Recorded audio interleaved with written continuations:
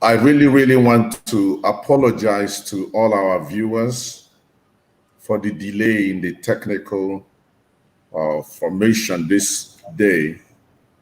We are really behind schedule, but thank you for patiently waiting for us. Today we are continuing the discussion we had last week about resentment and bitterness. We are doing this on a popular demand to narrow it down to marriages. And back to the studio today to discuss this subject with me, it's our amiable sister and pastor, very wonderful scholar and a HR and relational expert in the person of Ife Okonkwo. So, Ife, you are welcome. Thank you. Thank you, Bishop. Okay. And then we have my son and friend, who is also a very dynamic pastor. He has wisdom to share with us, having also been faced with so much in life. More also, he's married to an American, and out there, marriage is more delicate than anywhere. He is the pastor of Above All Church in Dallas, Texas, in the person of Justice Ekejuba. Justice, how are you? I'm good, Bishop. Thank you for having me. I'm having fun on this stage. It has been wonderful. Okay. Well, we are going straight to the subject of resentment and bitterness, as it has to do now with marriage. When some people had this, they are like, this is a very important thing because it's happening all over. A lot of men have spoken to me more than women. I don't know why. They are interested in this subject. If you may explain why. So invariably, we are dealing with a very touchy topic now on the subject of resentment. There may be some that didn't connect to our last broadcast. The scripture states that don't allow the root of bitterness to stay in your heart. Even when you're angry, don't be angry till the sun sets.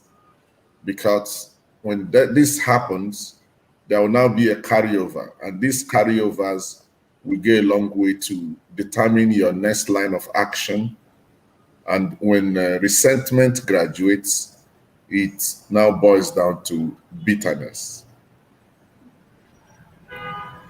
Starting with Pastor Ife, how do you begin to notice resentment and bitterness in marriage? If any of us can share from personal experiences, wisdom you've gathered out of your counseling or whatever, that would be very wonderful. Pastor Ife. Thank you very much, Bishop. Let me define the way I define marriage. First of all, before I talk about some of the experiences. You know, marriage is two adults from two different cultures, values, and mindsets coming together to live as one. Mm-hmm. In the process, they will step on one another's toe. But depending on the grace of God, they will be able to make it. Marriage is a collision of interests, you know, and that's why after marriage, most of the time, people come at you like I've made a mistake. It's not a mistake.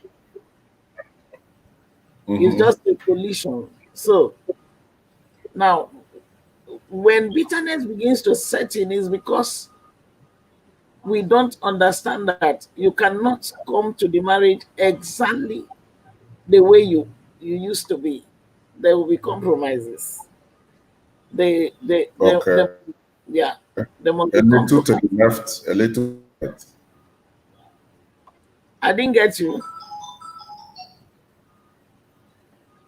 Should I continue? I say a little to the left, a little to the right. Yeah, yeah. Continue. So these are the things people don't want to do. You don't want to, this is who you are, this is who you want to remain, and it cannot work in marriage.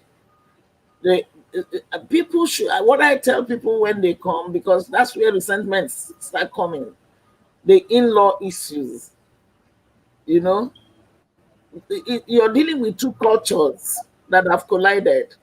So in my own family, we don't leave plates in the sink till tomorrow morning. We do the washing. Then I'm married into a family that they don't wash plates. These are minor things, very mundane, that bring problems. So I'm just giving an example and some other examples. And people take these things to heart. You need time. You need time to blend. You know, in that blending, you will hurt one another. Is the way you take it. If you don't want to forgive, if you don't want to overlook, you know, and that's why the Bible says in Ephesians 5, verse 22, that we should submit to one another. It is not a marriage thing, it's a preparation towards marriage, where you will learn that there's no way the family you're entering. Okay, let me use a woman. Now, let me talk about a woman. When a woman is pushed from the father's house to a new family, most of the time we expect that that family should accept us with all our mannerisms 100%. But the truth is that when you get married, you come in, the first thing that happens is that everybody is watching you, because that family would have existed for 25, 30 years and they have their lifestyle before you came in. So we need patience. We need a little compromise. We need to watch things and see how things are done. Then the man will also compromise, you know, because some men are also tied to their mother's apron springs, apron strings. So they don't want to leave. You're married, but you want to ask your mother, should I eat bitter leaf soup? Should I eat okra soup? So the compromise should be from both sides. I am an advocate of,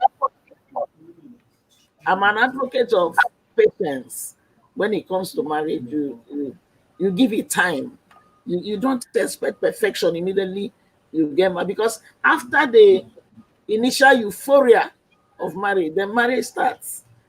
After kissing the bride and carrying the bride, the real marriage starts.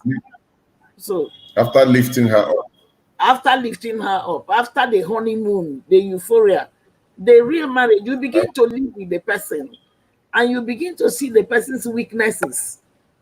And the weaknesses are there. There's nothing anybody can do because we are not perfect. So don't say this is what I like. This is how my husband or my wife should be. No, there should be compromises and the two will gradually become one. We became one spiritually, but the physical blending takes some time. okay, So let me say this. The scripture says the man will leave the father and the mother. Yeah. And two of them shall. I want to emphasize the word shall become one. That shall there connotes timing. Shall there shows that it might not be immediate. Two of them shall become one. In the instances that Bible described one automatic oneness, he used is. If you read in the book of Genesis, he said the people is one. He didn't say they shall be one. So the shall there shows that timing is allowed. Yeah. So, Justice, since you are defining marriage, I have a simple definition of marriage. Right. And my simple definition, functional definition, is that marriage is a team between two forgivers who will continually forgive. It's a team because a team comes together to achieve a set goal. So when a man and a woman comes together, if they see themselves as a team to accept to achieve the family goal. The family goal is to procreate, have children, train them, affect your community, fulfill your vision, and help the children fulfill their vision, and you exit. So if you see yourself at that level, then know that it is a union between two forgivers who keeps forgiving. Any day you miss this clause, that's where marriage, every other thing begins to, resentment and bitterness begins to come in. Justice. All right. I'm going to go a little deeper on everything you guys are saying is so powerful, but I'm going to go a little deeper. I think there is no menu. Like when I buy things in the market, I buy a toy or something to put together for my son.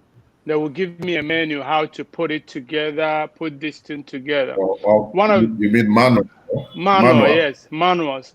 There is no manual in marriage. You don't just have a way somebody have a manual and say to you. The mistake we make is we compare our marriage with other marriages. One of the things you have to do, people listening to us, is don't compare. Don't compare other marriages, because marriages based on what work for you and your partner. Sometimes the person you marry, that there are different ways of approaching your marriage. Like I married an American. The way me and her, it took me many years to understand there are cultural differences. Yeah. When there are cultural differences, you adjust in many areas. You adjust. Let me give you an example. I told you guys many years ago, a friend of mine came to see me in Boston when I was living in Boston. I have an office in Boston. And when he arrived, I picked him up and I have a meeting in my office. We went direct to my office. And when we arrived in the office, like right now, I'm at home office. When we arrived, I went direct to my office. My wife was sitting in my chair. I brought the brother in. He's from Nigeria. And when we came in, I sat in the chair in my office, and he himself sat there. My wife was sitting in my chair while we were having conversation. I asked him, "What do you want to take?" He told me. I went to the fridge. I didn't tell my wife. I went to the fridge and brought something to serve him. When I was giving him that, he kept watching me. This guy is a core Nigerian. He was watching me. So first of all, when he was watching me, I came in. My wife didn't get out of my chair. I sit in a visitor chair with him. And while we are having conversation, I went and served him something without telling my wife, "Go get that." All this process, we have 2 cars. My wife heading home, I took him for us to go home. He said to me, My brother, this is so stupid what you're doing. Very stupid. Very stupid. Your wife saw you walking in with me. The first time seeing me, he didn't get up from the chair. He didn't ask me, what do I want? You asked, and you went and get those things. Oh my God. What you're doing is not the right way to do it. I said to him, to his own, if I want peace in my family, there are some things that don't mean nothing. This thing doesn't mean anything. These things doesn't mean anything. That's what worked for me and my wife. He said to me, if it is me, immediately I walk in, my wife will stand up, he will get out of the office, he will give us our chance. I said, those things doesn't mean anything to me, because I have learned, if I want peace in my family, if I want joy in my family, all these things I'm not saying, I'm not condemning anybody, but I'm saying this is what worked for me and my wife. So when it comes to marriage, my advice to people is do what works for you. When all the men are gathered together and saying what the wife's supposed to do, how the wife's supposed to treat them, that's what brings resentment.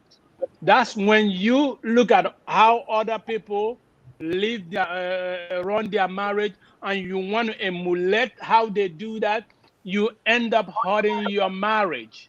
So learn who your wife is, learn who your husband is, and follow them. I put it this way: we are actors in marriage. We are actors. We act. So when you've been given a script on your movie, what you're supposed to play your own script. Don't do another person. If you play it well, the movie will be sweet.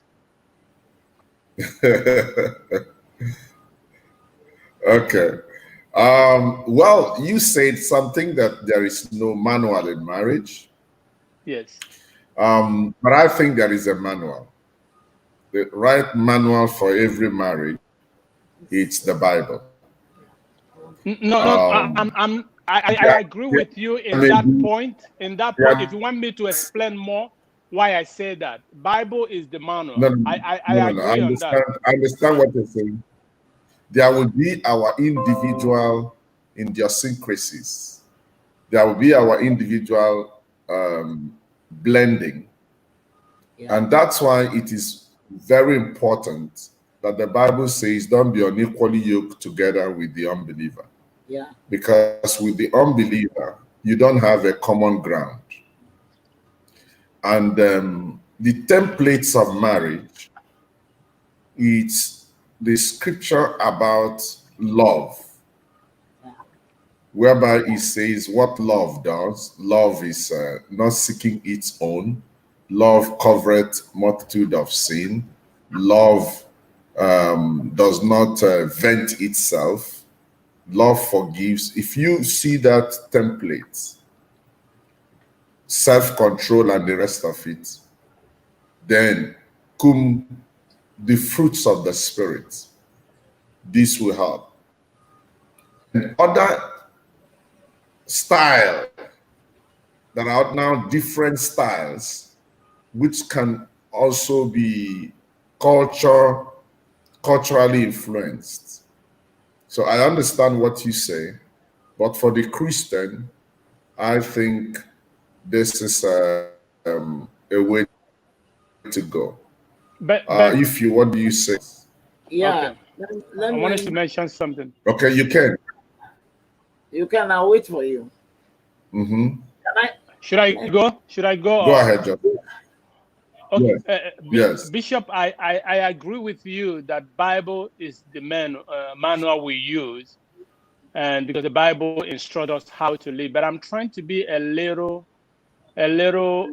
practical on how people that are not, when we talk about believers, the believer that knows the word of God, knows that you have to love your wife. You have to appreciate your wife. You have to look at what Bible says about that. But sometimes people walk carnally. People don't read the Bible. We think they read the Bible, but I think the point I'm trying to make there is, many a times, majority of us look at people and say, I want my marriage to be like this.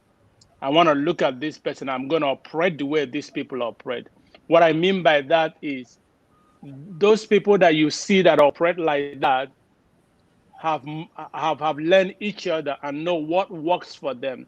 Because there are some women that are Christians. They read Bible, but they cannot keep their mouth shut. There are some things they will say to the husband that will be offensive to the husband. But if they understand that marriage, first of all, the Word of God gives us instruction how to love our wife.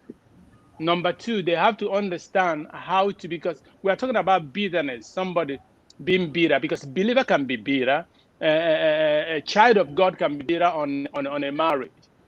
But when they go to somebody that are instructing them, telling them what to do, number one, it goes through the Word of God. Number two, you have to understand that you don't have to do it the way your father did it. Like, there are some things my father told me about marriage. Said to me, you do this, you do this, you do this. If I apply those things in my marriage, if you give me those manuals, say to me, this is how to do it. If I apply it in their own time, if I applied it on mine, it will not work. That's what I mean by that. So there are some things, because every millennium, every age changes. There are some things I will apply that my father has given me instruction. This is how to do it. If I do it exactly the way my father did it, my marriage will fail. I have never heard my father said, I love you to my mother. I have never seen my father kiss my mother. But I have to do it in mine now. I have to let my children see that. I have to let my children understand that I love their mother. Because if I don't show that I love their mother, I won't say, you know I love you. But I have to show it. And that way, I'm creating a good relationship with my children. Because if I don't love their mother, they will resent me. So my father, that's what I mean there. My father's menu cannot work for me. With the Word of God, I have to define, and with the Word of God and the help of the Holy Spirit will guide me how to love my wife the right way. Positive. Yeah. If you have the floor now. Yeah, I want to talk about protocols. I listened to Pastor Justice, and one of the things we need to teach people that are marrying across nations and tribes is ethnocultural intelligence. Yeah, cultures are not the same. So we need to understand that. Even me, as an Anambra person, to marry an Abia man, I have to learn the ways of the Abia. Yeah, so if I'm going to marry a Yoruba man, I have to learn the ways of Yoruba people. The same thing with the lady. Now, on protocols, your wife sat on your seat. It was not an issue. Honestly, it's not an issue. But I want the women to know that you cannot go to the bank and sit on your husband's seat because it will not work. I'm just trying to, the protocol is that officially that's your seat. And you can decide to leave it for your wife to sit. But it is not a norm. It's not the given. So that some women hearing us will not go and say, well, Pastor the wife and didn't do anything. So that's about it. Now, let me go back to what we are talking. What causes resentment? You know, Pastor Justice said that women talk a lot, even though when we are Christians. Generally speaking, women talk.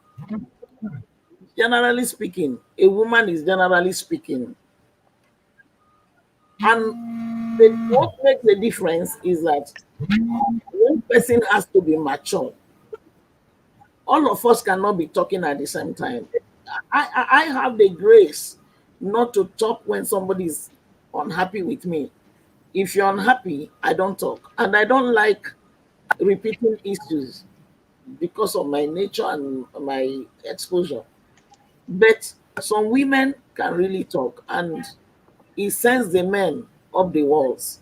But the question is, what do the men do? That's the question. What makes a woman begin to nag is also a problem. Most women, apart from you can kiss the bride, their husbands have not kissed them. Again, no romantic words, no pet names, nothing, and the women are bitter. But what I tell women when they come to me is, it's a give and take thing. If my husband does not kiss me, I kiss my husband. I don't know whether you're hearing me. Yeah, if he doesn't remember to kiss me, I will remember to kiss him. If he doesn't remember to give what you want, I will be romantic with him.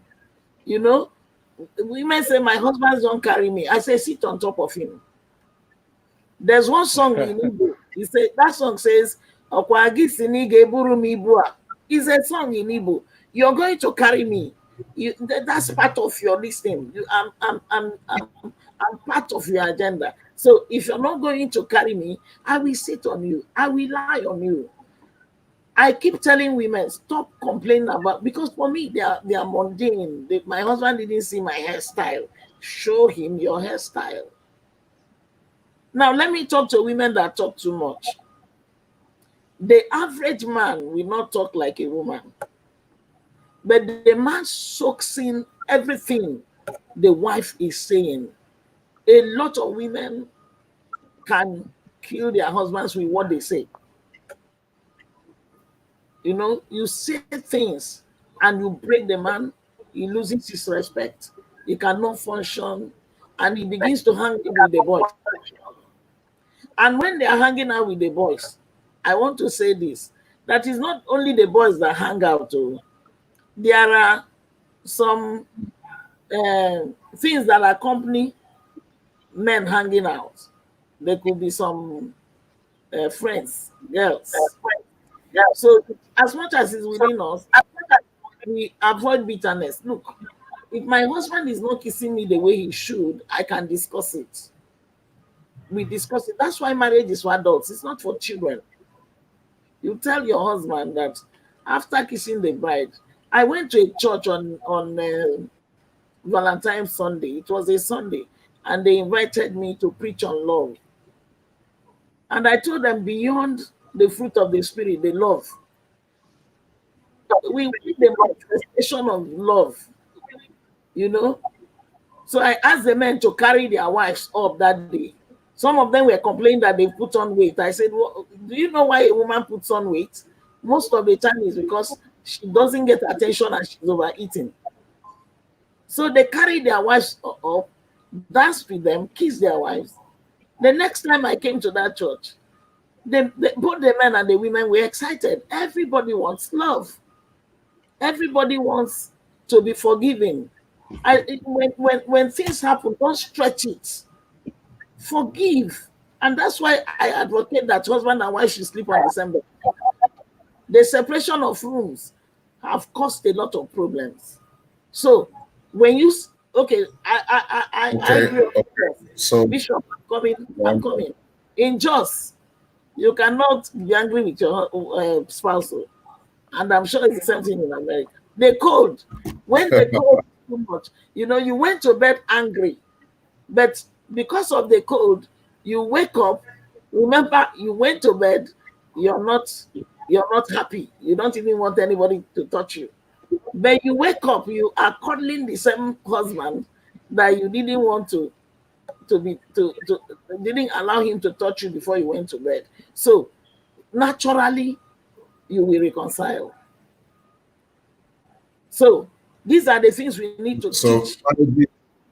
Possibly marriages are better in Jos. No. Marriages are not better in Jos only.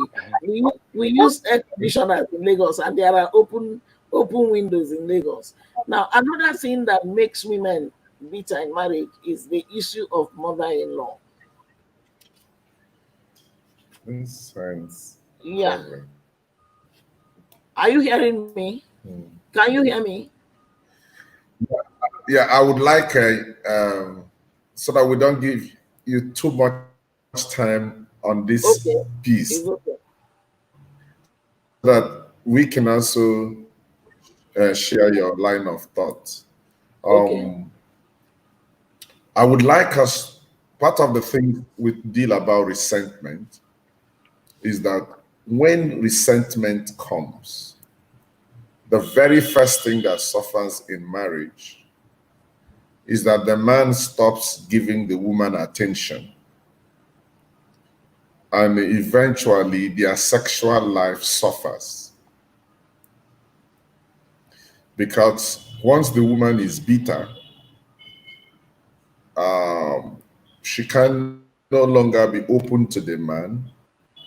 And the man, noticing that bitterness, both of them will be distanced. And if that distance continues, the devil takes advantage. So part of our talk today is, what are the signs of resentment and bitterness in marriage? What are the manifestations? What Bishop, would you see in a marriage you find that this is? Somebody wrote something. Somebody said that it's not in all cases that men hang out. And I said it. Please, people should be listening properly. Yes. I said that everything. At times, everything we say are like, they of course not rigidly cast. It's not in all cases. When you hear at times, it means that there are exceptions. That's what I'm talking about. Thank you. Yeah.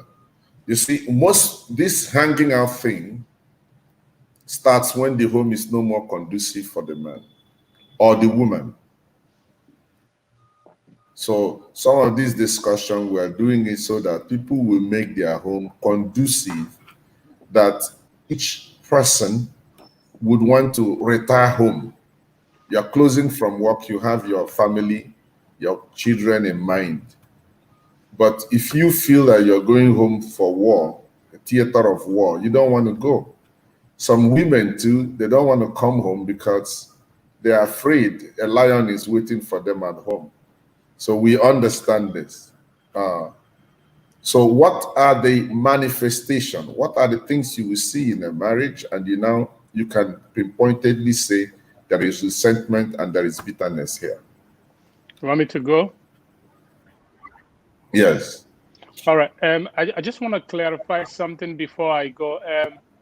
I am not saying that every woman will sit in their house. It doesn't mean that my wife does that all the time. I think it doesn't mean anything for me, but I don't. There are some people that will come in my office. He will give us chance to talk. It's not that she's there sitting there, but the point I'm trying to make there is, there are some things that are not a problem we can magnify to become a problem. So the point I'm trying to make, one of the things I think that how you can see a resentment in a marriage is when there is no flow of communication anymore. Yes. You don't talk anymore. Everything is just shut. She won't look at your face. She put her food in the plate. She won't sit and eat with you.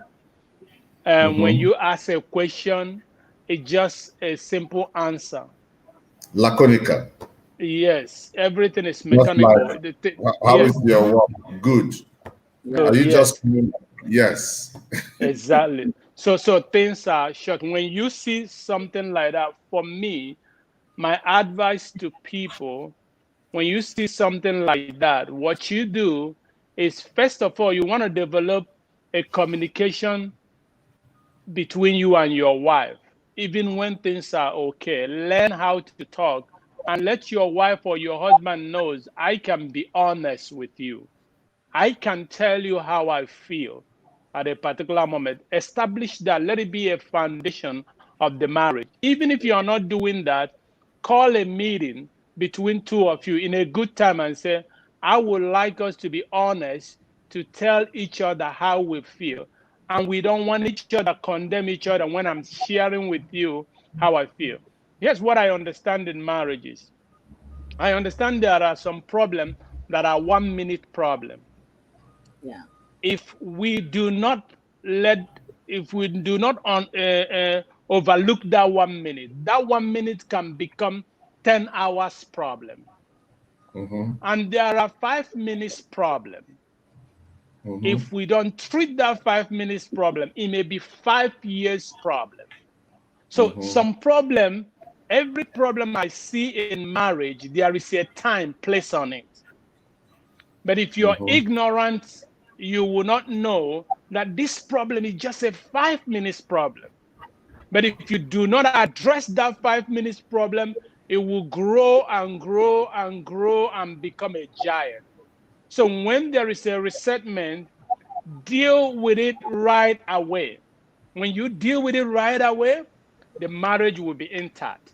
So what I do in my marriage, if there is anything that are going on that I think I walk in, I think my wife didn't, there's a way she behaves, she don't normally behave like that. I will ask, what is the problem? If she said nothing, I said, no, something is wrong. You are not yourself. Tell me Mm-hmm. what is going on. Then she may say, if I tell you, you will not hear me. No, trust me, I will hear you. In that moment, your cell phone, you have to put down your cell phone. You have to put everything down and look at her face, showing that I'm listening to what you're saying. That Mm-hmm. problem may be solved in 5 minutes. But if you didn't do those things, it will go to the next day, from next day to 1 week, from 1 week to a month, and the other problems start coming. So I want us to Okay, know that. let me ask you a simple question. Mhm. There are some people, there are some women that you tell them, what is the problem?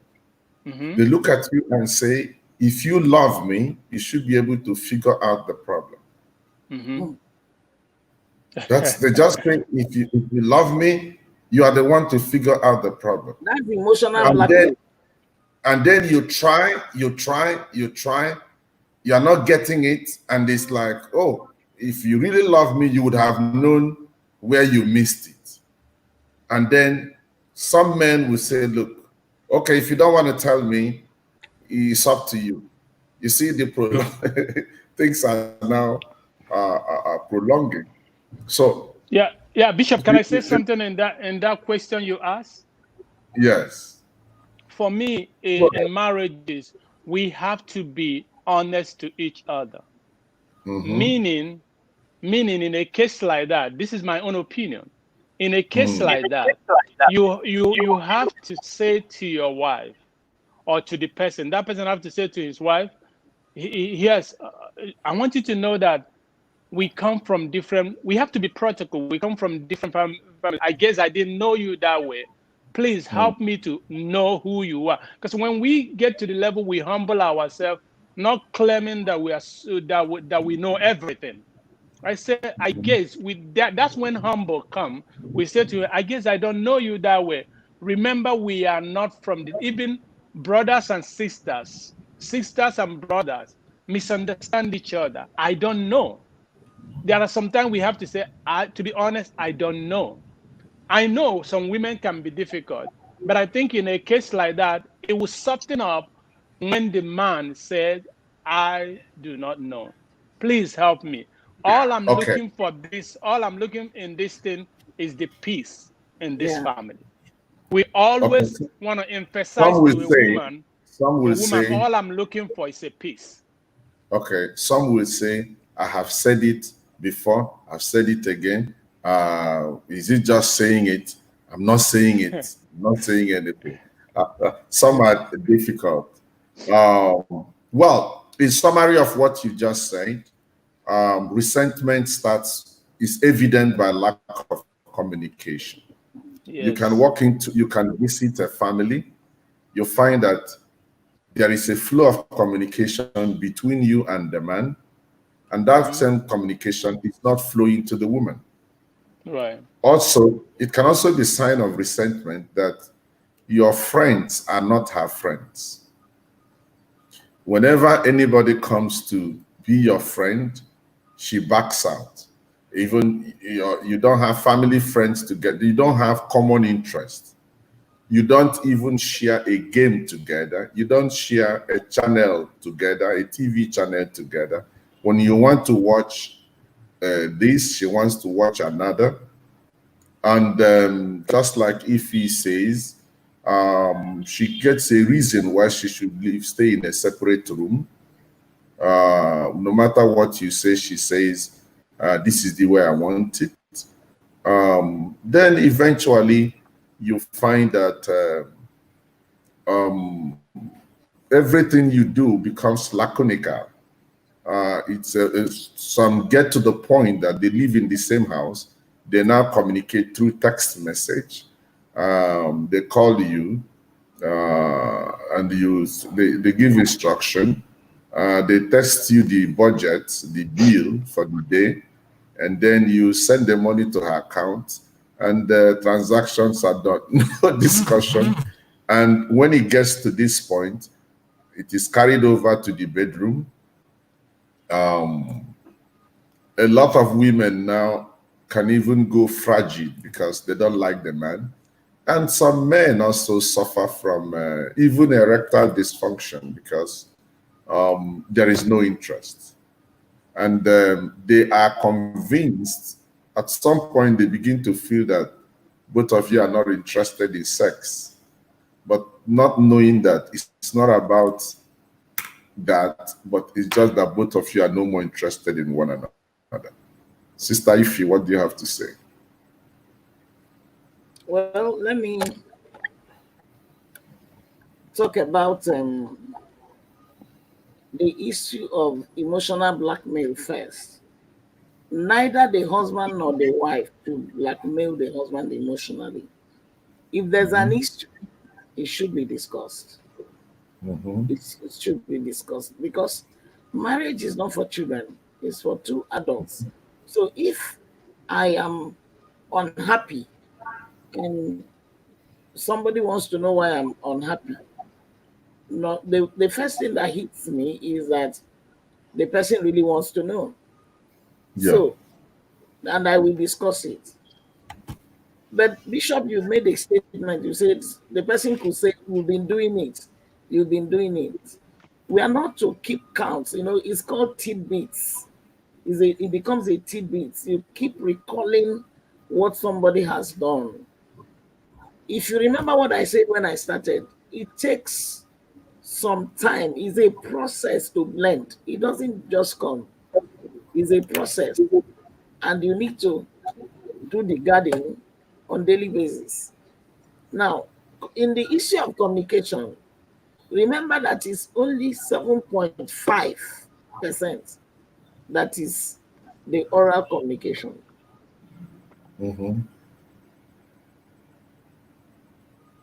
Communication Sure. includes touch, noticing your spouse, and most of the time, the men don't.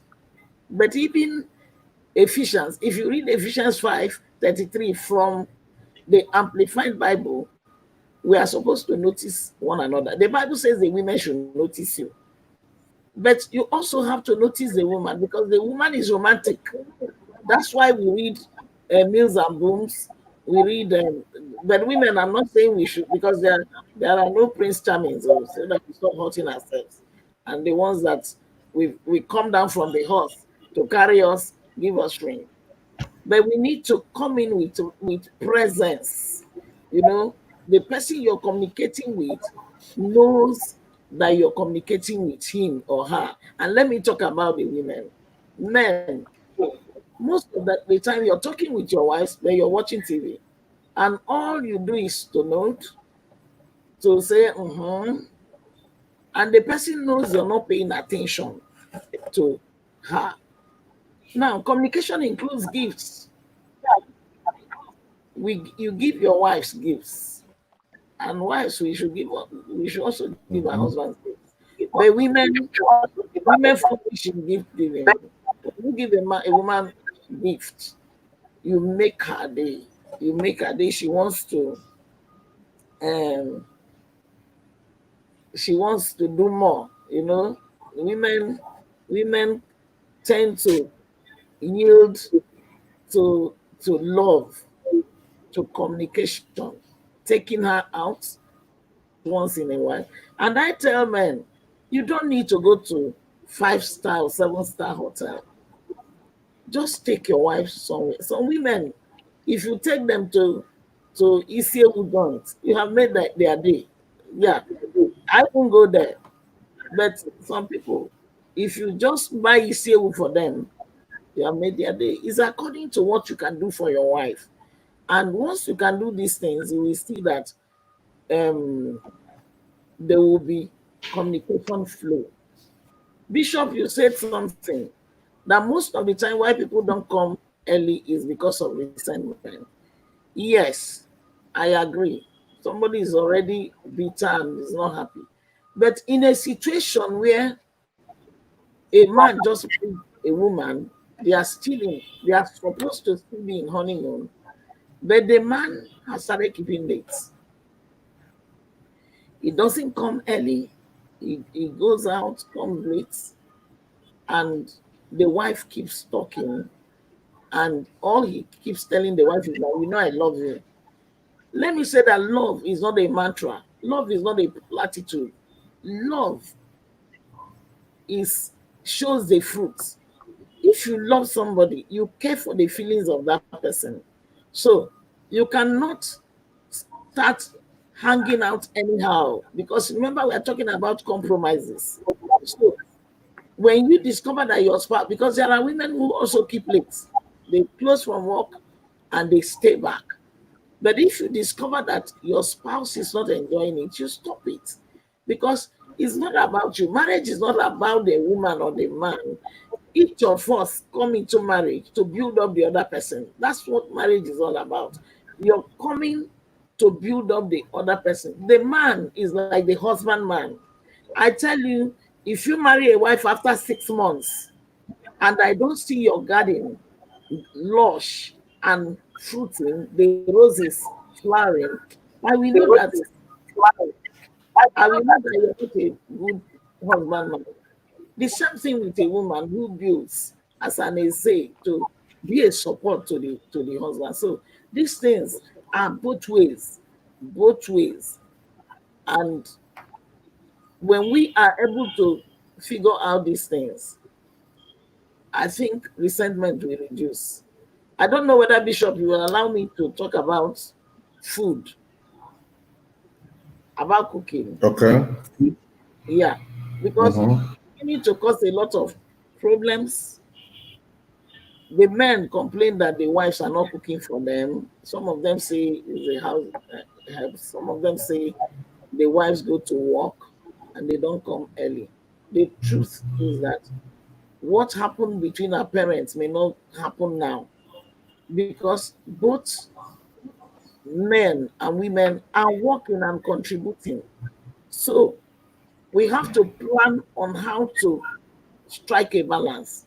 If you're going to cook during the weekends, and portion it the way your husband can warm things and eat, excuse me, for himself, fine. But some men still insist that it has to be cooked every day. Some of them will tell you that that's how the father was eating. The truth is that the person you're married to the person you're married to does not have the same status quo with your mother. And we need to tell the men this truth. You want to marry a woman who is an MD of a company or a banker or a medical doctor, then you want to treat that woman the way your father treated your mother who didn't have any career.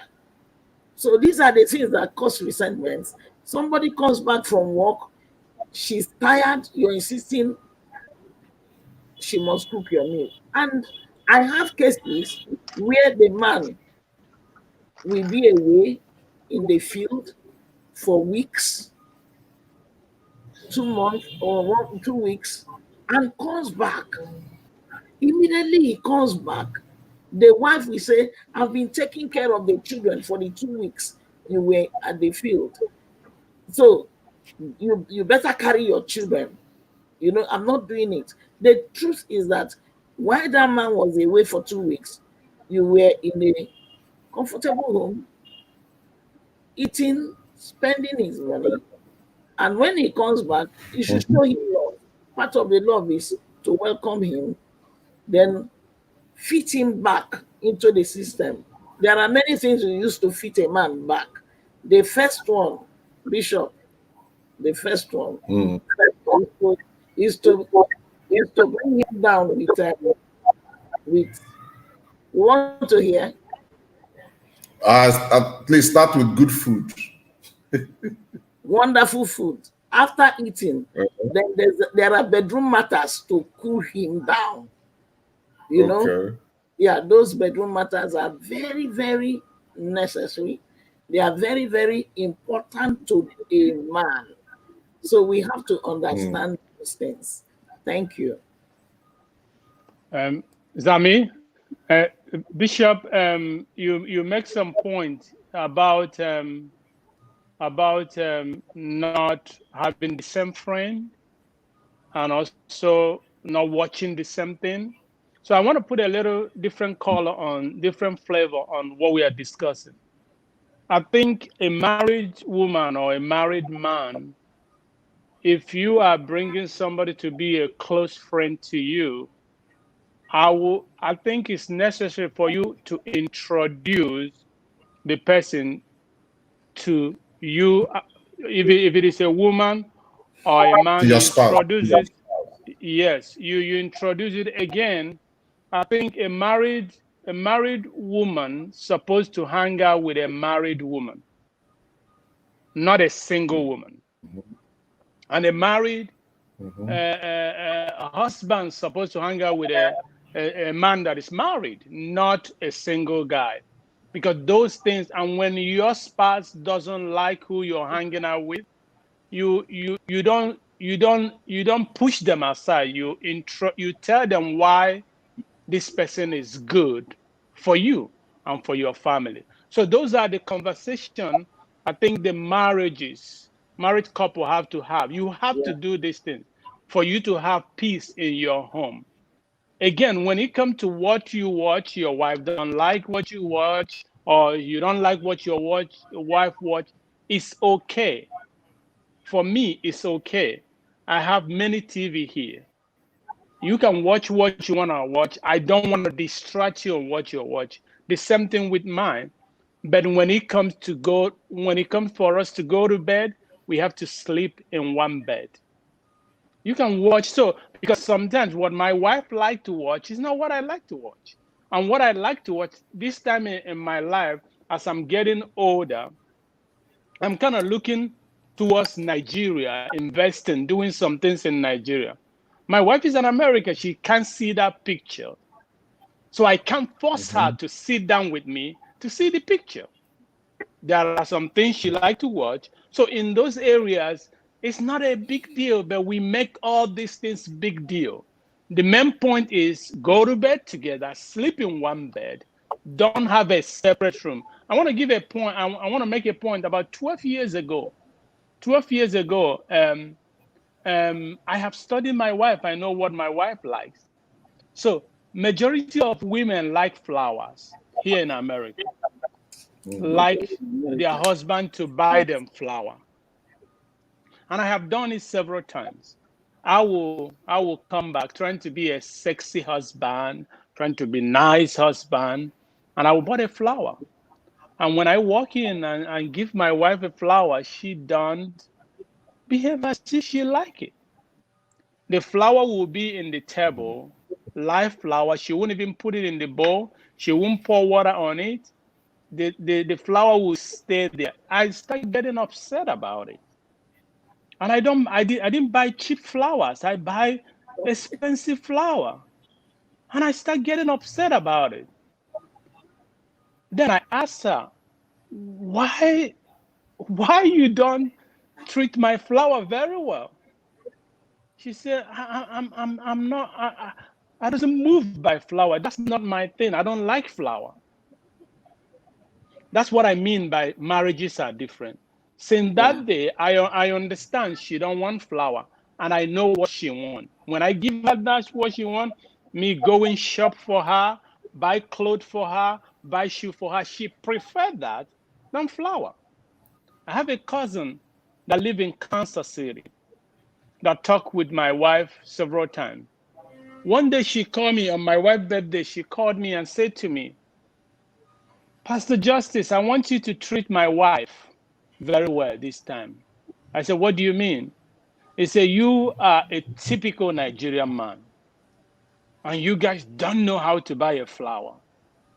Can you buy your wife a flower today? I told her, listen, my wife doesn't, he said, you see what I'm talking about? You are a typical Igbo man, Anambra Igbo man. I said, no, my sister, it's not like that. My wife does not like flower. She's okay. I'm going to give you an idea how she will like the flower. She's at work right now. Pay the flower company to deliver the flower in her job. Deliver it in her job. I promise you, when she come back, she'll be happy. I said, sure. I went out and pay 100 and something to deliver a flower in her shop. And they delivered it and showed me the time they delivered it and everything. I called my cousin and said, I did that. She said, sure, that's how you started, it's okay. Watch what's gonna happen tonight. Bishop, I waited for 5 hours. I didn't hear from my wife. Wait 7 hours, I didn't hear from my wife. 8 hours, she came back to work. I said, how is your day? Happy birthday. By this time, I'm boiling. I'm getting upset. I said to her, did you receive a flower today? Somebody delivered to you? She said, yes, my boss gave me a flower. Oh, my Lord. I said, your boss? She said, because I know. He said, my boss, because the boss is the superintendent, is the vice president of the university where she works, and they are in a team. The boss normally do that for all the co-workers. She said, the wife gave me a flower today. She didn't look at the note because she believed that we don't do that. Okay. She think it's the boss that sent that flower. She said, but we know we don't, I don't like flower. He did me the flower for the sake. I just thank him. He said, I'm really, really sorry. I didn't know it's you. So you see, I was following somebody's instruction on my marriage, how to make my wife feel good. But that day I was very upset that she didn't recognize. But knowing my wife, knowing how we do our things, is not what she wants. But I was trying to please my cousin. So I'm saying that to say that every family have to know what works for them. Yeah. And what works for you is unique, it's powerful, it brings peace in your home. Remember, the main goal of our discussion is to make our family better. There will be no people will communicate, no bitterness. So my input into this is, if you have not studied your wife, if you have not studied your husband, start today. Start today and study them. Know what they want. It may be that remote you're saying to them, change this, because they are not your slave.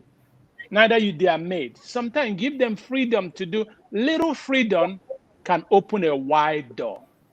For me, there are some things people take serious, I don't take serious. Before, I used to take those things serious. But now I understand if I want my peace, and when you create a peace home, you will love to come back home. It's in us. It doesn't happen by accident. You will create it yourself. You will purposely creating it, making an environment. One of the things God have done for me, everywhere I live with my wife, before we moved there, I said to my wife, what I want is the peace of God to rest in our home. Hotel cannot give me peace. Another house, I don't want peace there. I want my home. When I come in my home, it will be the peace of God in my home. It starts between me and my wife. And when we have that peace, it goes to our children. It goes to our visitors. That's it, Bishop. Thank you very much.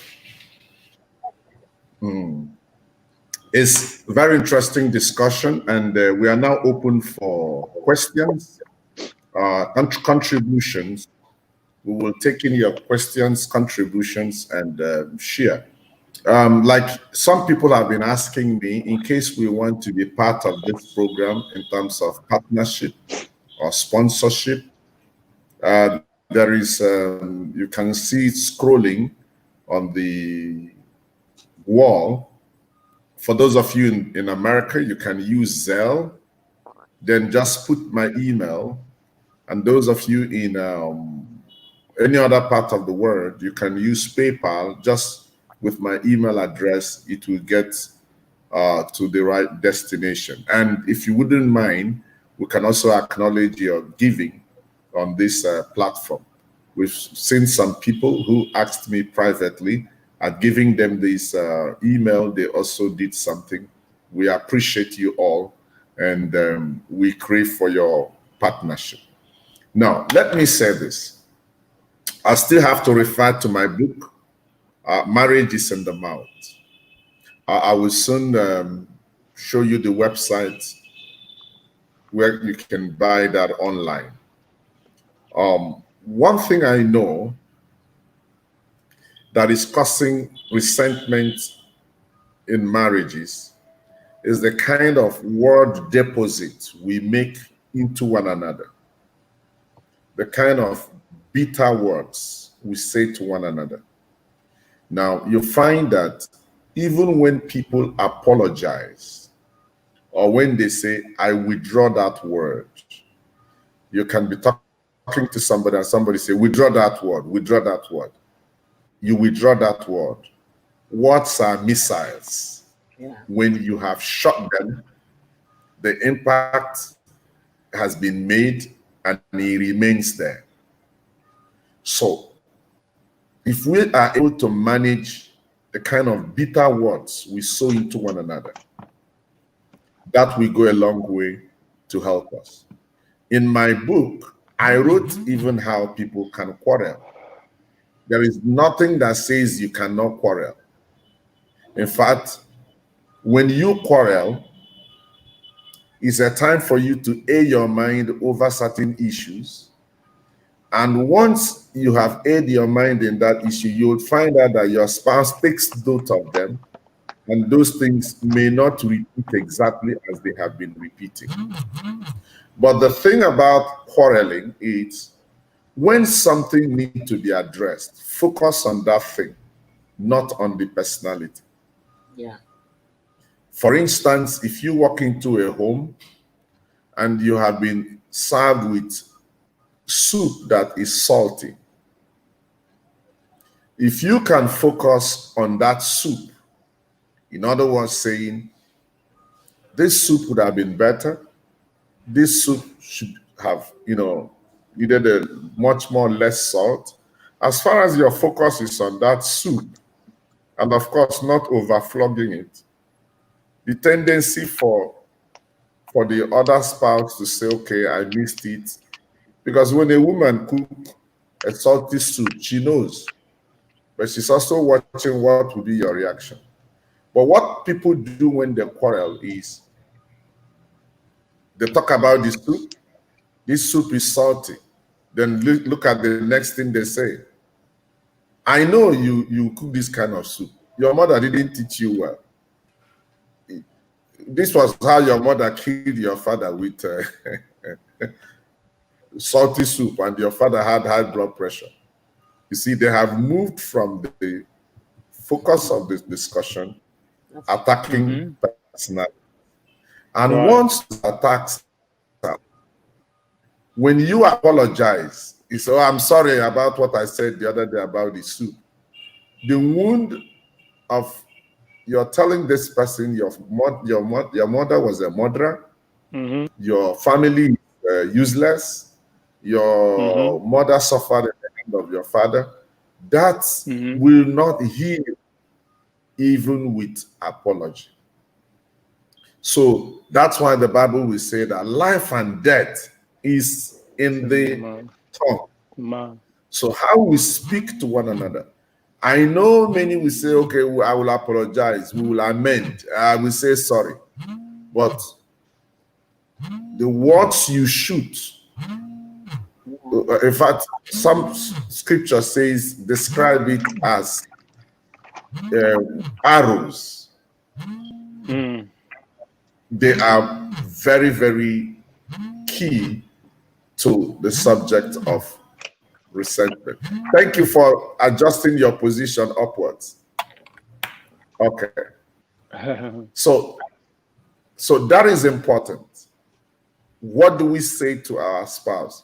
So many Nigerian African men may not be romantic per se, but be sure that your words are seasoned with salt.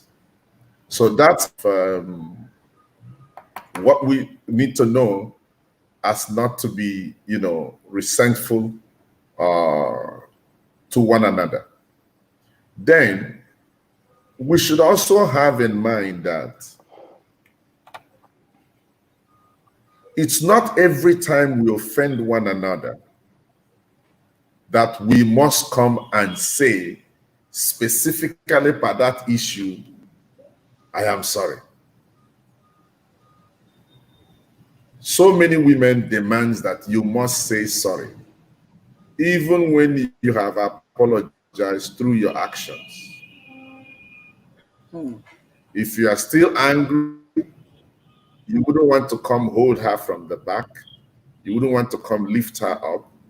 They insist that you must say that I am sorry. So it boils down to sometimes they want to get you humiliated first before any other thing happens. So when there are various ways people mend up, it must not be straight-jacketed. I'm not saying that men wouldn't say sorry. In our community today, it appears that it's only the man that is supposed to say sorry. Women hardly say they are sorry, even when they are the one to say so. It can be vice versa. But I think I'm sorry can also handle resentment. But it must not always be, I am sorry. When a man feels he has offended you and he's coming back home and he buys you a new car, it's a big apology. Then you say, no, I'm not taking the car. You must say you are sorry. So, what do you have to say about that? Well, I'll take the car. I don't reject diamonds. I'll take the car. Then let me say that there's nothing wrong with saying I'm sorry. Of course, I didn't say there's anything wrong. No, is the orientation. I didn't say there's anything wrong. Sometimes it can be said, but sometimes your action can override that. So that we don't have a straight jacket. I agree with you, but if you offend somebody and the person wants, I'm sorry, you tell the person I'm sorry. But I'm sorry is not enough. I'm sorry should come with change. When you say I'm sorry, you also change. So I'm not going to reject your gift. If my husband comes home with gifts, I've never rejected my husband's gifts. Even if I reject them, you know, sometimes there was an issue and I got a call that some things bought for the wife during birthday that they got there's an issue, so she rejected them. I said leave them where she kept them, she would take them. 2 days later, she went and collected her things and dusted. What the woman is saying is, notice me, give me attention. I need you to understand that when you say I'm sorry, I feel you are understanding my pain. But culturally, we were not brought up to say I'm sorry. And Bishop, women say I'm sorry. If a woman doesn't say I'm sorry, the woman also needs to be tutored because it should be symbiotic. It's a give and take relationship. So they should be able to say, women should also be able to say, I'm sorry. Now, let me talk about the speechless speeches. You have not said anything, but you've said so much.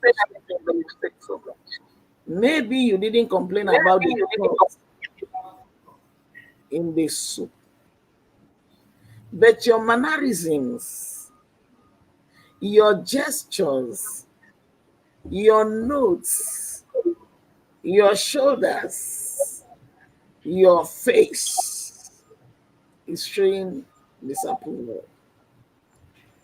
You may not be angry, but when you're coming home, your face is stone faced. You know, a stone face. You're not even giving somebody room to hug you. You know, these are speechless speeches. You've not said anything, but you're hurting somebody by your behavior, by the way you're behaving. So it's not good to say everything. We have to learn forbearance. It's not everything somebody does. You want it discussed, you want apology, you want, you know. I'm a woman and I'm in marriage counseling. You know, most of the time, women don't know that their husbands also cry. The men also cry. The men, I've seen a man that say, I just want to know why my wife does not love me. I want to leave. I want to leave everything. Let her take. I just want to have my peace of mind. You know, the women voice out what happens to them, but most of the time, the men bottle these things up. And if not checked, they may begin to react in the way we don't want. So both sides uh, uh, should understand this. Please, women, don't reject the gift of a car or a house or diamond or taking you out because you're angry. Go out, enjoy yourself. In the process of enjoying yourself, peace will come. You will even forget I'm sorry. You know, it's not, don't demand I'm sorry. Let it come from the heart of the person saying I'm sorry. It's not something you demand for. Now let me talk about finances in marriage because it causes, you know, most of the time. Yeah, there is a guy, Zach Abu, who is saying lack of financial trust between couples can hamper family peace. Okay, what I Finance, wanted is that aspect of finances? But before you do that, we want to acknowledge some of our friends from Kenya. Um, can we highlight that? Yes, Zami Kairu from Kenya. You're watching from Kenya, and there is another one watching from India. Tariq and Jum, we are happy to have you online, and many others. Emeku Dagu, you asked the question, what can someone do when your partner fails to give reason for resentment? Some people just refuse to discuss the issue. I think we have mentioned that. Yeah. That was one of the things when the woman says, if you love me, you can figure it out. Justice insists that you find a way to get the person to talk. Don't accept it if it is not the fact. Yes. Does gifts equate change? Can you use gifts to change the attitude of a woman who is resentful towards you? That's part of another, that's Candy Carlos question. Can we start with that? God's Power Annoncier is from UK. We appreciate you. Go ahead, my sister. Okay, let me start from finance. Okay. The first thing I want to talk about is the case on my table now. They have a joint account, and the man withdraws the money without discussion.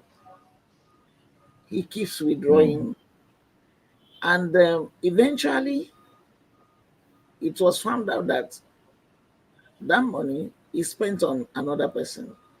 It's not because he's a man. There are cases also that is the woman withdrawing.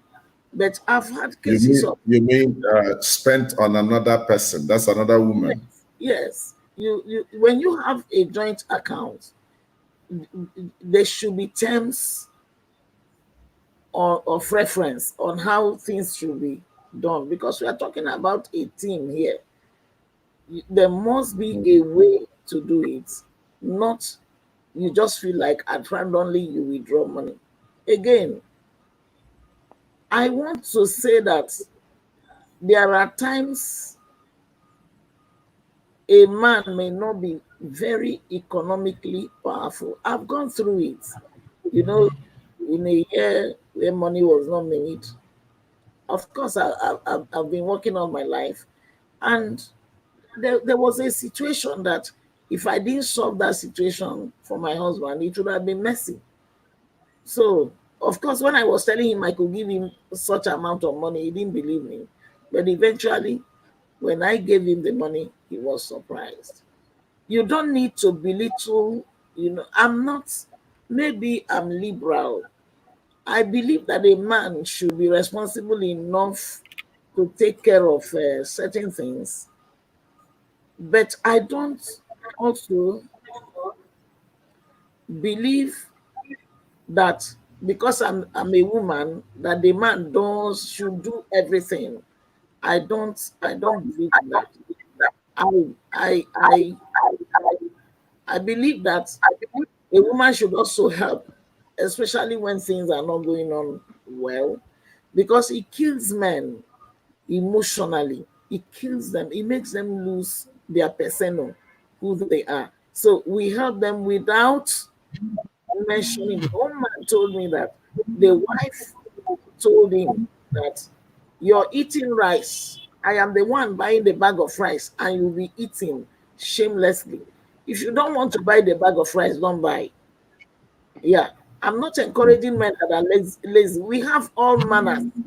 All manners. There's one that does not contribute, that does not do anything, but he wants to eat, he wants to beat, he wants sex, he wants everything. So everything we are talking about is balance. Please, money causes a lot of trouble. Some people will have money in their account, and the other spouse is going through issues they will not support. They would rather give outsiders. So the family is number one. Your spouse is number one. So you support your spouse first before any other thing. Then somebody is saying, do you use gifts to buy somebody back who is already resentful? Well, there are people that you cannot give gifts. Remember, these things, they deal with our temperaments. There are people that you buy diamond, because of their temperament, they will fling it away because they've not grown up. They've not been mentored about marriage. Before I got married, before I met my husband, my mother was already telling me the things to expect. So they didn't come to me as a shock. Honestly, they didn't come to me as a shock. So such a person does not care. She's not happy. She's not happy. She's resenting you. And why is the person resenting you? Because we need to get to the roots. Why is the person resenting you? Is it that you're maltreating the person? Is it that you're not romantic? Is it that you're dirty? Because some men, oh my God. It's either way. I didn't hear you, Bishop. Resentment. I say resentment can be either way. It could be like all you have mentioned. Either it way. Could be the man. Either ways, it could be that you're dirty, you know. Some people. So we may be using the word. You may be saying that your spouse may be resenting you. Yeah, at times I use spouse. At times I use husbands, because I'm talking from the percentage of the cases on my table, Bishop. The deaths, you know, some people don't take care of their bodies, both the males and the females. And somebody takes care of his or her own body, and you're not willing to take care of your body, but you want intimacy. It gets to a stage where the other person will resent you. You don't brush your mouth, but you want an early morning kiss. You want an early morning kiss with the onions you ate the previous night. Those things are the things that may cause. Okay, you've brought another dimension to it, that uncleanliness can lead to resentment. Yeah. Yes. Lack of financial trust can lead to stinginess. Yeah. When people are stingy and selfish. And these are the things that the Bible says. Love is not selfish. It's not always wanting its own. There is love in sharing. You'll be willing to share. And for me, any problem money can solve in your family, and you have the money, spend the money and solve the problem. Don't allow the problem to accumulate. When I travel a lot, but whenever I'm at home, I find out that a lot of bills are brought to me. Pay for this, pay for DSTV, pay for some of these. Those are things I may have kept money for, given money for. I don't go arguing again, because I know if the money has been used to pay for it, it's also spent in my family. So marriage is one place you don't demand accurate accounts. I'm saying this because we're talking about financing marriage. If you insist on accurate account, I kept this, I did this, I paid for this thing yesterday. If there's need for you to pay again, my bro, pay and move on. Justice. In America, can money be a problem between spouses? Can money be a problem between? Are you talking about the money solving the problem, or you mean the spending of money? No. Somebody said that financial trust is one of the things also that causes resentment. Yes, of course. People will divorce because of that. There have to be accountability between you and your spouse. Whatever you do with the money, it has to be open. Somebody have to know what is happening with the finance that two of you have together. So if you don't do, as a matter of fact, majority of divorce in America is based on that. Yeah. The majority of divorce in America based on that. It took for me and my wife. I am the one that that frugal when it comes to finance. Then she trusts me so much on that. I have built that trust that she can trust my decision on everything I do with our finance. So between husband and wife, you have to take your time. Again, and build a trust between two of you, how our money is being spent. Because when you have a joint account with your spouse, and every time the money is not going to the right place, that will break the relationship. Yeah. The woman will say, you don't know what you're doing. Can I run this thing? When it comes to me and my wife, before earlier age of our marriage, my wife is she cook at home, but she liked to eat outside a lot. She liked eating outside. So I sit her down one day and say to her, what we're gonna do is we're gonna calculate how much we spend in a week eating outside. And when I open her eyes to see that, then we change it and start cooking at home. And again, when it comes to finance savings, I'm good on that. I know how to. We have something she said we have to spend. I say, no, it's not necessary. Let's do it like that. So it takes many years for her to build that trust on me, that knows that I will make a right decision when it comes to our finance. So I think when it comes to husband and wife, it's very important for you to know who is better on handling the finance. Okay. Yes. So if you know the better one, leave it to that person. Don't say because I'm a man, because I'm a man. Like for me and my family, I am better in that area when it comes to me and my wife. And she knows that. When it comes to that area, she leave it for me. But there are some people I have seen, the woman is better. The woman knows how to handle it, Yeah. and the man have access to it. But the woman is the one that build the finance, make sure the money is in account, every bill has been paid.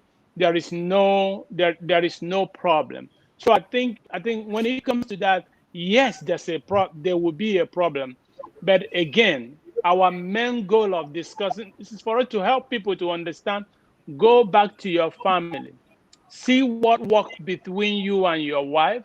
Start today. It's not late. You can start today and begin to restructure your family. Begin to restructure how you do things. Because the goal of God allowing them to hear us is for them to get to the level that say, you know what, I have made a lot of mistakes. Accept it. And have a conversation with your partner and say, you know what, let's revisit this thing again so we can be better.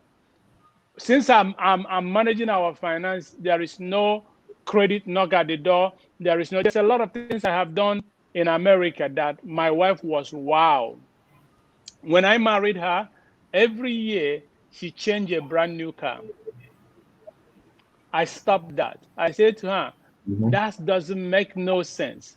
And you pay car note. When you pay car note, at the end of paying car note, you want another car. They top the money. You keep going and recycle. I get rid of those cars. Every cars we own, we don't have a car note. It's cash paid off. But that's not how they operate. But I have never seen anybody in Nigeria when I was growing up own a house and pay mortgage in the house. So most of the things I do, I teach her how to pay things cash. If I cannot pay cash on it, I won't do it. If I cannot afford it, I won't do because by it. paying car notes, you end up paying double or even triple. You pay triple. So the point I'm saying is, again, I bring it to it's not going to be easy in the beginning. Let there be discussion. Let there be discussion, and know who is strong in this area, and hand over that department to that person. Hand it over to that person. I want to mention something that are important. I love my wife to serve me food. I love my wife to cook, which she does.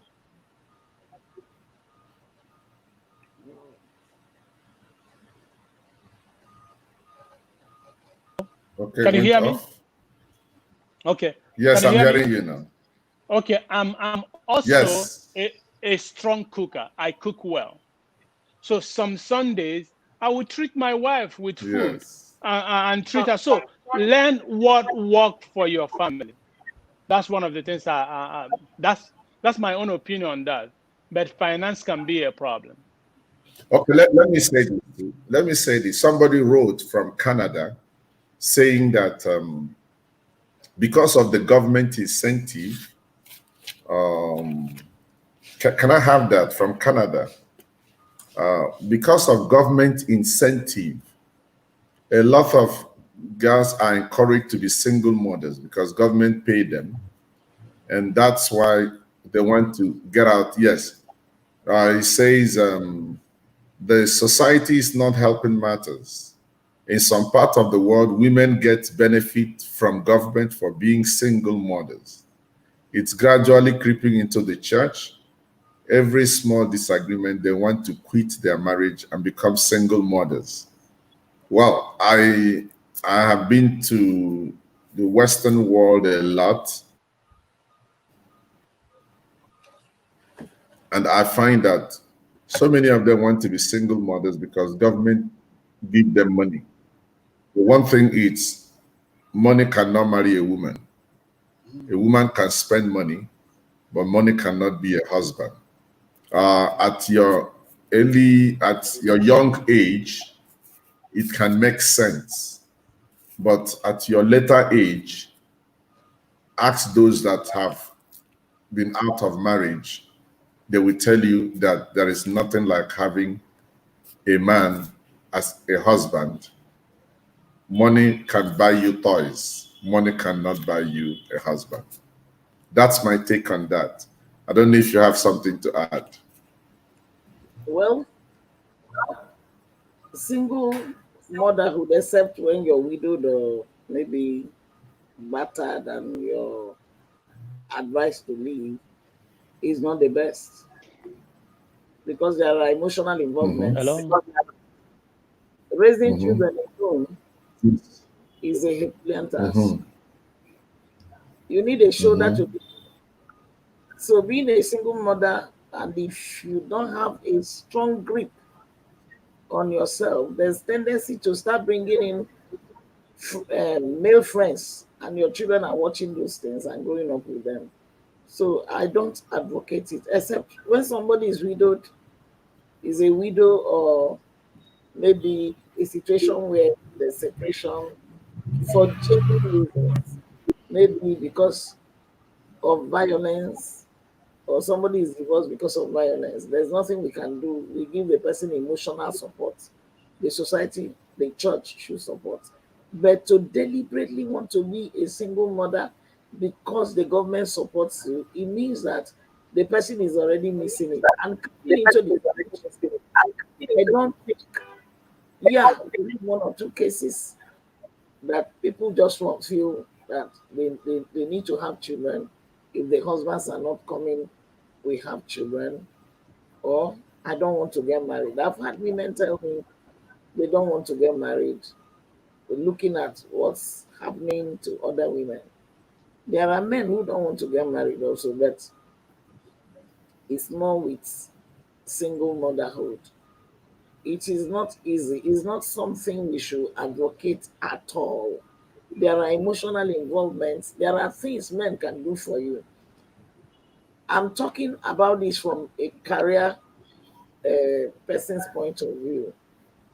You may have a strong career, you may have all the money, but there are things that men, your husband can do for you that you cannot do for yourself, especially if he's alive.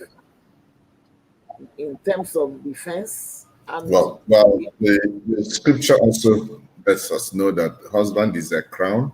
Yes. Yeah, Husband I want to learn, Bishop, in defense, people will respect your husband and they will not talk to you anyhow. Because he's a kind of he's a shield. A shield, a wall around you.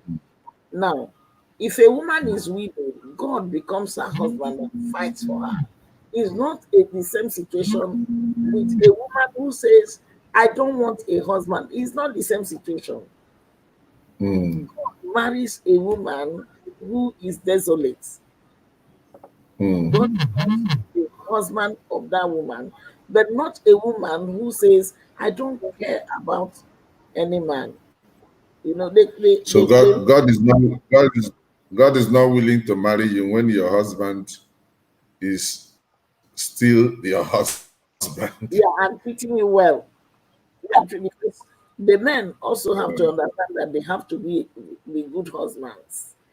And what I tell women is that when a man is a husband man, it means he's a gardener, he has all the garden implements, you know, to do the pruning. And I tell women, if you cannot respect him, don't marry him.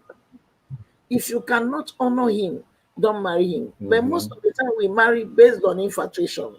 You've seen a guy, he's tall, he's handsome, he has a good car, he lives in maybe in a flat or he lives in a duplex, and you're not interested in seeing any other thing. You're just focused on the looks of the man, what the man has got. Then you marry that man and you're not willing to respect him anymore because it's not what you want. The Bible says in the book of Ezekiel that the bone will join to its bone.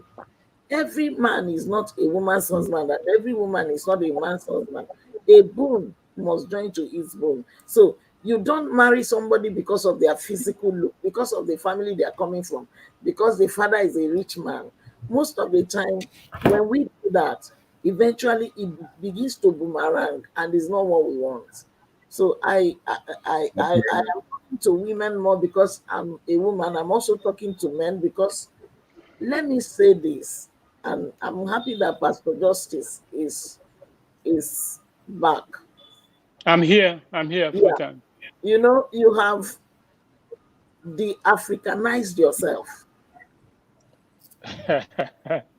Yeah, because the average African man is not going to cook. You know, the understanding of an African man as about marriage is to be the sovereignty. You know, the Lord. Is true. Sarah called Abraham my Lord, but Abraham had responsibilities towards Sarah. The average African man has not understood that the traditional marriage of our fathers and our forefathers are gone, and new ways of marriage, still based on biblical standards, are evolving. And we have to accept that whether we want to believe it, whether we like it or not, new ways of relating to each other are evolving. So there must be compromises from the men because most of the time, the average man wants to still marry a very elitist woman, exposed Yes. woman, making money the Yes. way you're making money, the same way your father married your mother. It cannot work. So we need to understand all these things and begin to make our compromises. And the women should understand that the men thrive in honor. If you read Ephesians 5, verse 30, it says, women, see to it that you love your husbands, that you venerate them, that you praise them, that you notice them, that you refer to them and defer to them, and so on and so forth. And most of the time, the women will ask me, why did God, why did God not say the same thing to the husbands? And I said, listen, he said, husband, love your wives as Christ loved the church. Christ died for the church. Christ gave up his privileges for the church. And that's what a man should do for the wife. The men should give up privileges to be sure that their wives are happy, that they have joy. Most women, whether we want to say it here or not, most women are unhappy. Most men, most men, marriages are crumbling. And we need to do something about this fast. Marriages are crumbling in the church. You are a Christian, but you're marrying traditionally. What's wrong with a Christian man helping the wife to cut vegetables? In the process, you bond together, you become more friends. He's frying the meat, you're eating it, he's taking it away from you. That's friendship. But you stay in the sitting room crossing your leg, and there's always fight. Bishop said something about watching the same programs. The women are romantic. They watch Telemundo. You know, there's something called Telemundo, Z World, and some of them. Do I expect that my husband will come and sit down with me and be watching Z World? He should, for what? Z World, Telemundo, you know, no. The average man. Now, what we do for compromise? I didn't like football. In fact, I'm still learning football. But I'm beginning to watch football, not only for husbands, for sons too, you know, and for daughters to see that compromises can be reached. And yeah, beautiful. You said a lot. Okay, Justice, Bishop, can I say something? Can I? Okay. Can I say something, or you want to say? I want to say. Okay, go ahead. Because it will tally with what she just said. You know what? I think this subject of cooking by men is cultural, and is wonderful. Amazingly, I notice that from certain tribes in Igbo land, the men cook. And I did a research on that. Most men from Anambra, Newi, and then others from Ohafia, others from Abreba, they cook very well. They are fantastic cooks. But do you know why? They cook because when they serve their masters, like they have group of boys serving the master, your first entry point into that company, you'll be the one cooking the meals. So they stay home, cook while others go to market. Let's say for 1 year, they are cooking. So so after the training is not just to train you to be a businessman or to trade. The first discipline they give you is as the youngest entrant into that Oga boy issue. You are the one that will cook the meals others will eat after this thing. Then when a new boy comes, then they now start taking you to market. So by so doing, automatically you have been domesticated. So many of my friends from Ohafia, Abreba, who served masters, they are wonderful cooks. So many boys in the Newi that served their masters either in any form of trading, they are wonderful cooks. So some women will now say, hey, this man cooks, this one cooks. Hey, why wouldn't you cook? These things are not the same. I cook, for one, because I lived with my uncle in Lagos. And but today, if I go to the kitchen to even cook, they think I'm blackmailing them. But I remember at one point, I insisted, I told my wife, you know what, today is your birthday, I'm going to cook stew for you. She was amazed that I did a fantastic, I'm not rocket science, because I lived with my uncle. I lived with my uncle for years before I got married.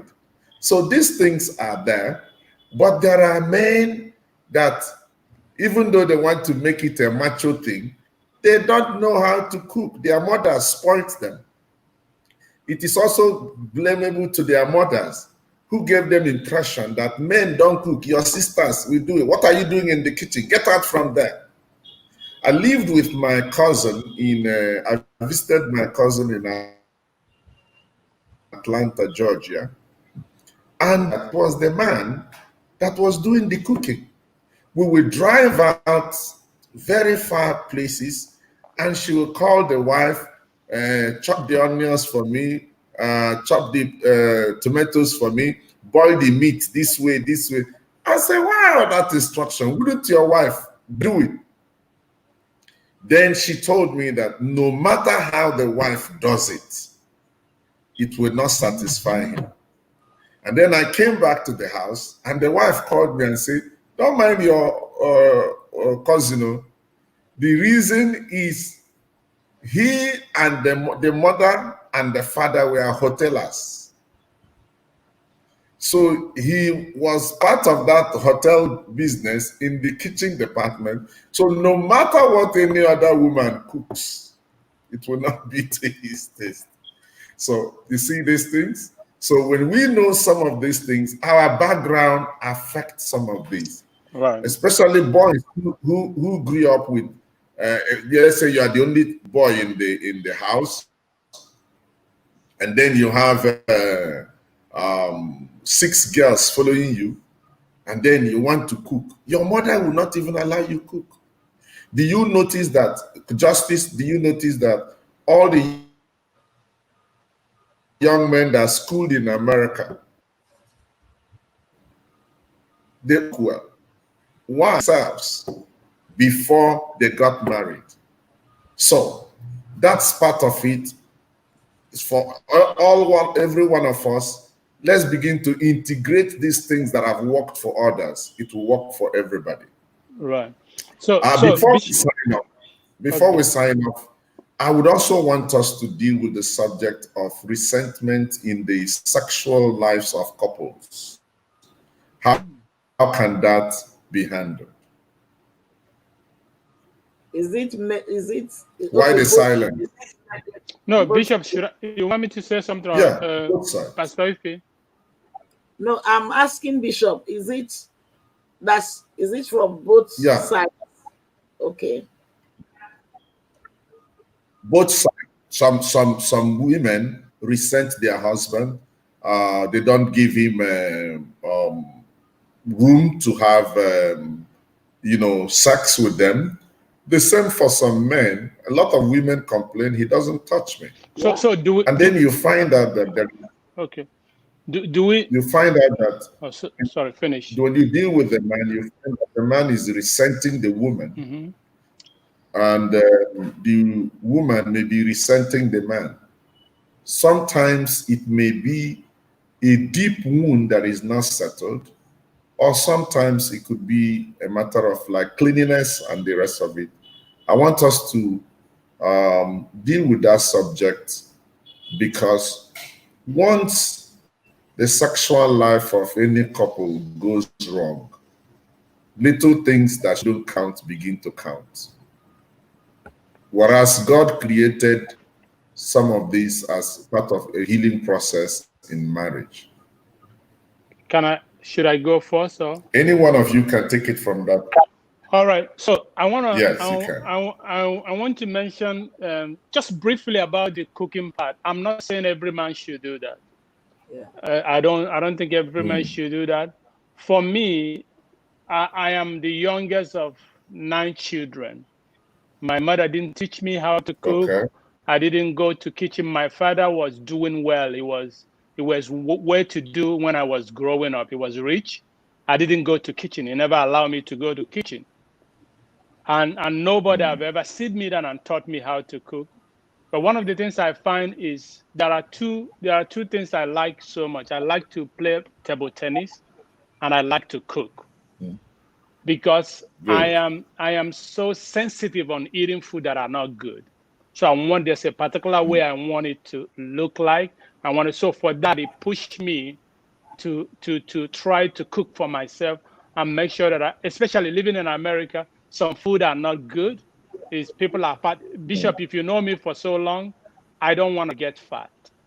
So I cook what I eat so that I can be the size I want it. So to some people, it depends on why they are doing what they are doing or the area they are doing it. So I'm not saying to people to do what I do, but I'm saying to people to upgrade themselves, like the way cell phone is, like the way we are upgrade themselves. But let me get to the sexual part. I'm gonna go a little raw, that I think that men goes through, women goes through resentment on sexual part. I think sometimes it's a satisfaction, some in both sides. Sometimes it's a satisfaction. Maybe the man don't know, when you work all day, you're smelling. Again, you got to know what your wife like. You're smelling, and you want to jump on your wife with your armpit smelling, or the wife is smelling. All those things can be a distraction, but it's a very complicated issue that people don't want to talk about it. You have to say to your wife, whenever I want to meet with you, I would love you to take a shower, wash yourself, put a cologne, put a perfume that will smell. You buy it. In those areas, you're making demand. It's just like a food. When the food doesn't look good, when the food is not smelling well, you may not want to eat it. So I think one of the reasons why it grew long time, it keep growing is because maybe the woman don't wash her private part very well. Maybe the woman work all day, didn't take a shower, you just want to jump. And as the woman, as they're having an intercourse, they smell. You don't smell well. You don't smell the right. Or the men, vice versa. Those things can cause a hindrance. The second thing I just want to give a point before we go. The second thing is satisfaction. Some men climb on top of their woman. All they care about to just satisfy themselves. They don't give it time. They don't get the time to ask a woman, are you okay? Because I think every man have to wait for women to be satisfied. Some men just jump on there, satisfy themselves, go to sleep, and start snoring. You got to get to the level that you pause. Always understand that you are the one giving. You want to know when the wife is full, is satisfied. Then you yourself can be satisfied too. So I think for my own side, I think those that have dealt in counseling and marriages, those are the major problem marriages have. Being neat, understanding I want to prepare for this. It's not something you jump into it. They have to be a preparation. They have to be a preparation that everybody is involved into it. But when these things are not going on like that, resentment will start and you're not interested anymore. You don't want to do it anymore because you know if you go there, you tell her to take a shower, she get upset. You tell him to get upset, he get upset. You say to him, honey, do you know for last 1 year, I have not reached to my climax. I have not been satisfied for last 1 year. But me and you are doing this thing, it's only you. That can bring resentment. I'm going to give you an example. What happened in Massachusetts when I was living in Massachusetts. There are two couples, a Nigerian couple. The wife is a nurse and he spent a lot of time going to work, coming back. When he come back after long time of working, the husband come back and the husband will jump on her. In a second, the husband is all set. And this woman trying to tell the husband, take your time with me. Take your time. I'm your wife. I am not saying what the woman did is right, but take your time on me. Don't just jump in and jump out and go to bed. Do you know the devil do overtime work when there is a problem like this? What happened on that woman, the woman will go to work and meet this man from Haiti. Haiti. You meet a man from Haiti. And during the lunchtime, nurses have time in their hand. The young man, they will talk, start from chatting. The young man begin to tell him what I would do for you if I have time with you. If I have time. And from there, things, the rest is story now. The rest is story. And the marriage end up by that. Okay, let's get in a woman perspective. And then we begin to round up. Well, let me say that sex does not start in a jiffy. And most of the Doesn't. time, Okay. it doesn't start in a jiffy. Oh, It's something that, within the day is Builds up. all the pointers are coming. And most of the time, like Pastor Justice said, the men are in a hurry. The women don't get their orgasms. yes. And the one that makes the women bitter is that some men don't even care to come to bed early. Mm-hmm. They come, they wake you up, they have their way, because there's a difference between sex and love making. Mm-hmm. Yeah, you can get Okay. sex anywhere. You Mm-hmm. just wake the lady up, have your way, and you're snoring, she's still awake. So the resentment begins to come in. You can't be keeping me awake. You won't come in early. You're not ready to even go the extra mile, but you want it. So the men need to understand this, that they give in the issue of sex. We don't have the same um is it durability? What do I use now? The man comes fast. So you have to understand the body of your wife. What does she want? How does she Mm-hmm. want? Because the Mm-hmm. aim is to satisfy your husband, your wife, not Yeah. always you. I'm not saying that you must have orgasm every day, but men should think about it. Now, the issue of being dirty, there's no way you are dealing with a clean spouse and you come to that spouse being dirty. Honestly, I like women like men that have fragrances on their body. The same thing with women, with men. Men also like, there are fragrances for sleeping.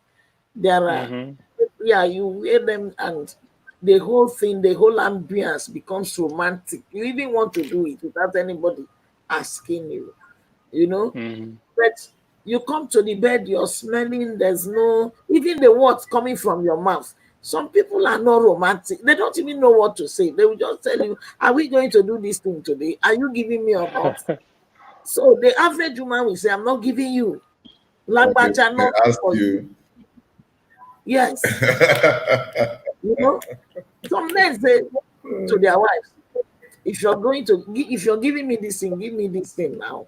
It shouldn't be. We need to hear what husbands tell their wives. We are Mm-hmm. receivers, the Mm, women are receivers. So Mm-hmm. come prepared so that we will accept you fully. Now, there are women who resent their husbands because they, not only women, men, when a man is in a relationship Mm-hmm. with another woman, so most of them will not keep them,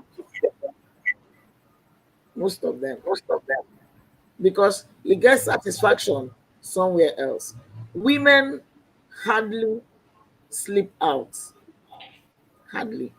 But when a woman sleeps out, a man can sleep with another woman, comes home, have full sex with the wife.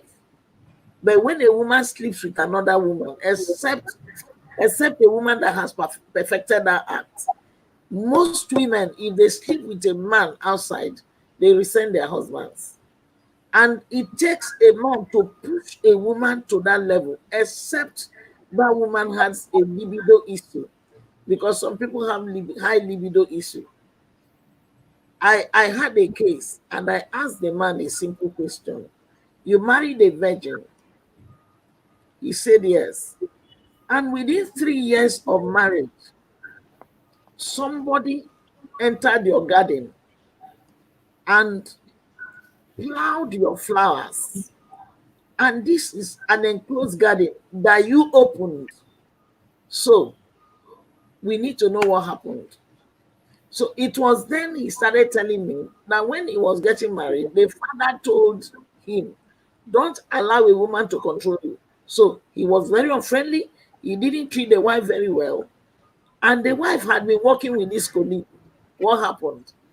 She will come to work moody, and the colleague will want to find out what. And they began, one thing led to the other. She slept with her colleague. But she was the one, because she's a Christian, that confessed to the husband. And what did that man do? Immediately this lady told him, oh, in fact, thunder, brimstone, cloud, everything come together. We thank God today they are living together. We were able to settle it. But the man understood that he didn't do well. He apologized to the wife for leaving the wife vulnerable. You married a virgin, and within 3 years of marriage, your wife has slept with another man. It is not to the glory of the man, no matter how we look at it. The parents were able to train her, but into your hands, she became vulnerable to the extent that she could give herself because she had no joy at home. So these are the things. The men move out more than the women. The men go out more than the women. They have satisfaction. I'm not talking about sex now. They have friends. When we get married, most of the time we lose our friends. That's the way of a woman. Most of the times we lose our friends and we make new friends. Most at times our husband's friends. So Okay. the men have to factor things inside. There's something Pastor Justice said, Bishop, please. Married men, their friends must be married men. Married women, their friends must be married women. Let me say this from experience. Some married women shouldn't be friends to anybody. Some people that have never been married are better. Some married women will push another married woman out of her home for simple thing. You relate to them, say, I can't take it from my husband. A seed is sown. So the other person, if she's not careful, will begin to react. In fact, if you tell me you can't take anything from your husband, I will know you're not telling me the right thing, because at the time I'm coming to you, I am not coming to you to tell me what you can take. I need a soothing word. I need somebody to say, go baby, it happens everywhere. It's part of marriage. So thank you very much, Bishop. All right. Thank you very much. We have, well, it's not like we're just spending time. We're enjoying this discussion.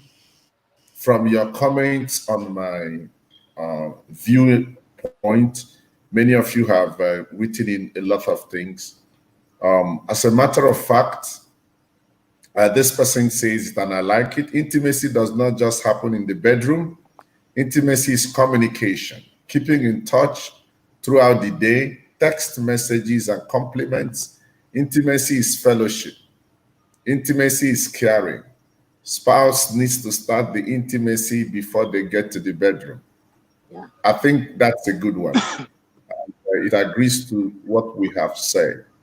Let me put it this way. Another thing that causes resentment in sexual commitment in marriage is untreated hurts, wounds, unsettled issue. Some men will bottle it up, women will bottle it up. And when those bottles up stay, they can affect you. And unforgiveness. Like I said when we are starting, marriage is a union between two forgivers who keeps forgiving.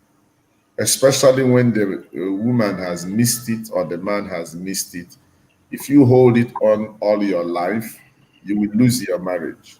And by so doing, you are pushing the other person much more outside.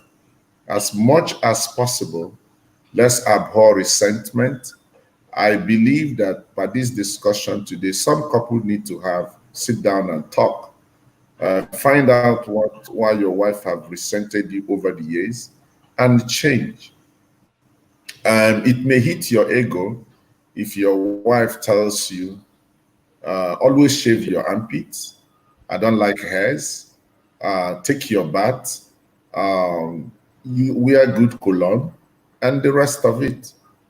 If that happens, learn to laugh at some things and say, okay, is there anyone you want me to use? Buy it from me. You'll be surprised the person will do so. The same for some husbands. Husbands will tell their wife, this is what I want in terms of cleanliness. When you say so, go extra mile to buy these things and give. I have worked with people in places, around places. I'm not the type that can even tell a woman that you're not smelling well.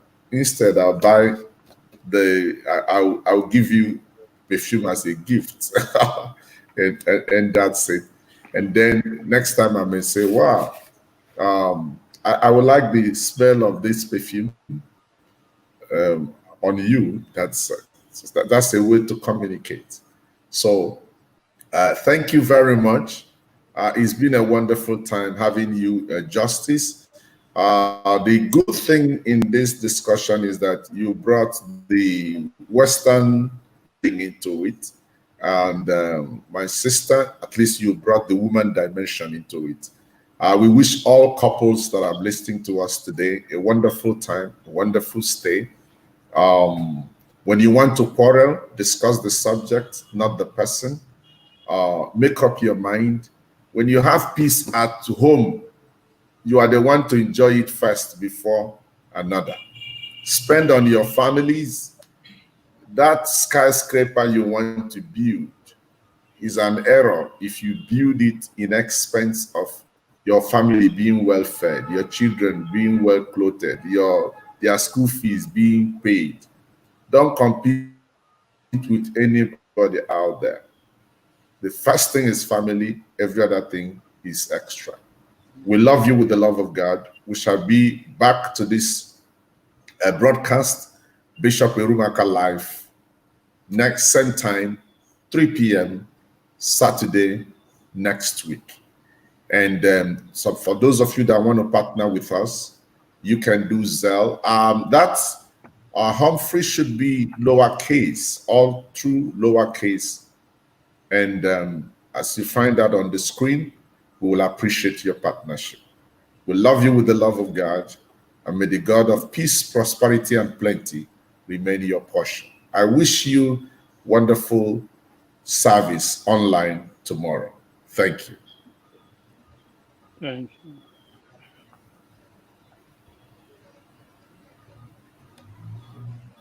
Tomorrow is church. Do the best you can to go to church. For those of you that may want to join us, you join us on Word Base HQ 9 a.m. tomorrow morning. God has put in my heart a one message on the subject of kindness. It will bless you. Justice, you're online tomorrow? Yes, I'm online. American time, 11:30. Okay. And Pastor Ify, you're online tomorrow? I'm on Zoom. Okay, Zoom. All right. Thank you very much. Thank you. And God bless. Bless you. I want to use this opportunity to appreciate all of you that joined us from various parts of the world. We appreciate you. We love you. And as we continue bringing this broadcast your PayPal, Humphrey Erumaka at gmail.com, Zelle, the same email address, that through that channel we can receive your support. Thank you, and God bless. Okay, yes.